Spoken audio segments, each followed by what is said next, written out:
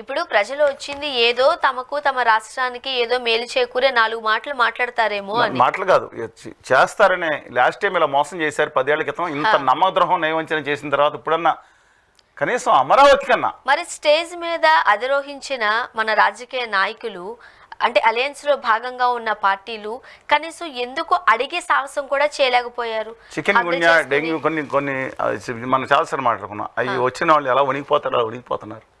ఎందుకో నాకు అర్థం కావట్లేదండి. అసలు రాష్ట్ర హక్కుల కోసం నేను ఒకటి చెప్తా ఉన్నాను. ఇవాళ నిజంగా అమరావతికి మీరు మాట్లాడితే ఆ మోడీ గారు మాట్లాడిన వీడియో వేయండి ఒకసారి.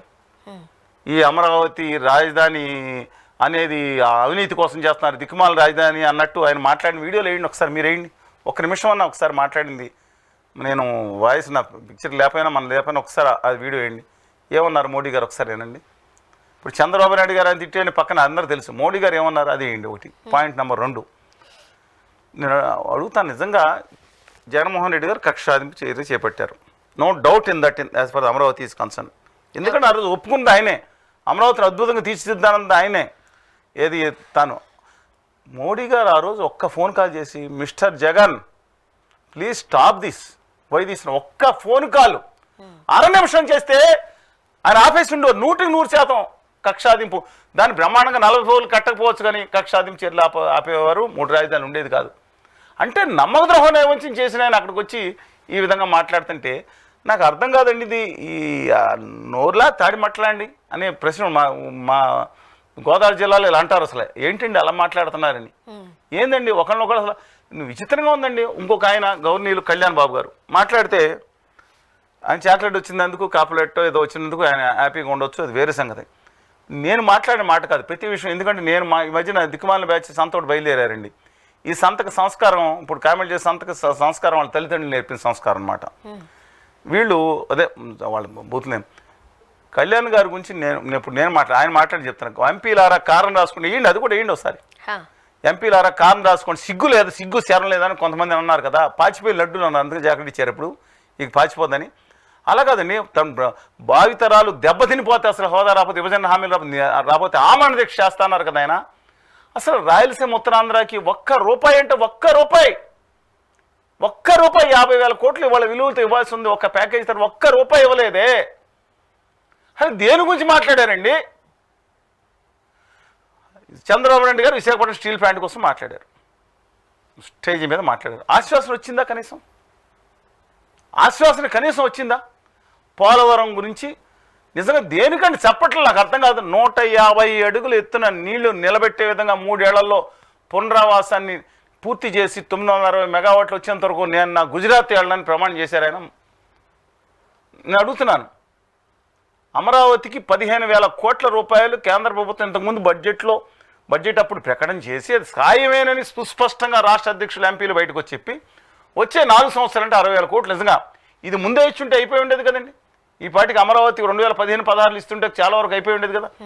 ఇవ్వరు ₹1 కూడా అంత అప్పులు తెచ్చుకొని సావండి, మీరు సావండి అని చెప్తే ఎందుకండి చప్పట్లు? మొత్తం దాంట్లో క్వాంటమ్ కంప్యూటర్ ఆ విషయం మాత్రం we should appreciate the state government. అంటే మన నీళ్ళకు నీళ్లు పాలకు పాలుగా మాట్లాడుకోవాలంటే ఖచ్చితంగా దాని విషయం నేను అప్రిషియేట్ చేస్తుంది. దాంట్లో మోడీ గారి గొప్పే ఉంది. ఇప్పుడు అన్ని రాష్ట్ర ప్రభుత్వం తిప్పలు పడుతుందండి. నేను చెప్తున్నాను, రాష్ట్ర ప్రభుత్వం ఈ అప్పులు తీసుకొస్తుంది. ఈ అప్పులు తీర్చాల్సిన భారం సిఆర్డీఏ మీద, అంటే ఈ భూమి మీద. అది లేకపోతే రాష్ట్ర ప్రభుత్వం గ్యారంటీ, ఇది లేకపోతే కేంద్ర ప్రభుత్వం విదేశాల నుంచి, అది వేరే సంగతి. రాష్ట్ర ప్రభుత్వం సిఆర్డీ నుంచి ఏం తీసుకొస్తుంది, కానీ కేంద్ర ప్రభుత్వం కనుక ఈ డబ్బులు కట్టకపోతే పొళ్ళోడు కొట్టి ఆంధ్రప్రదేశ్కి రావాల్సిన నిధుల్లోంచి కట్ చేసేసింది.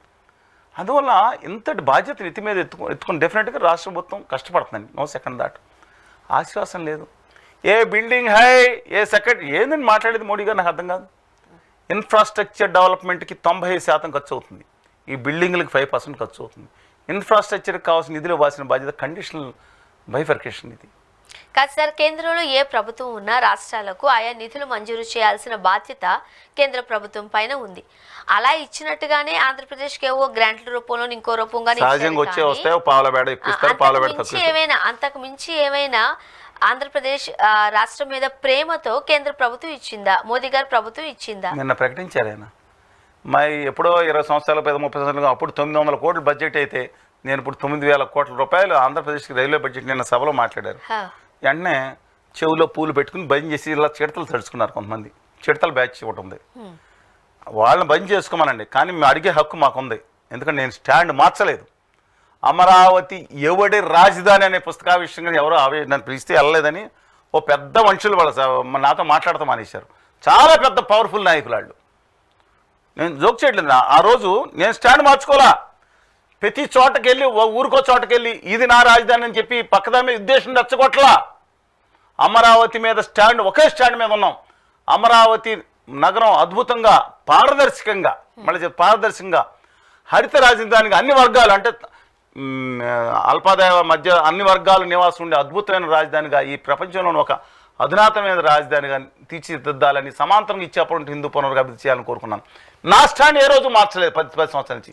అమరావతిని తిట్టి బూతులు తిట్టి ఇవాళ స్టేజీ మీద పీచులు దంచుతున్నారు. పీచులు చూశారు కదా, చక్కట్లు కొడతా. నేను అడుగుతున్నాను వాళ్ళకి, దయచేసి అక్కడ ఉన్న నాయకుల్ని, నేను మాట్లాడిన మాటలు కాదు, అమరావతి మీద ఎవరైనా స్టాండ్లు మార్చారో సిగ్గు గనక, కొంత సిగ్గున్నా కనీసం స్టాండ్ కొంచెం ఒక వేది నెమ్మదిగా రోజుకో పాట, పూటకో డ్యాన్సు, గంటకో మాట మాట్లాడే వాళ్ళ గురించి మనం మాట్లాడుకుందామా?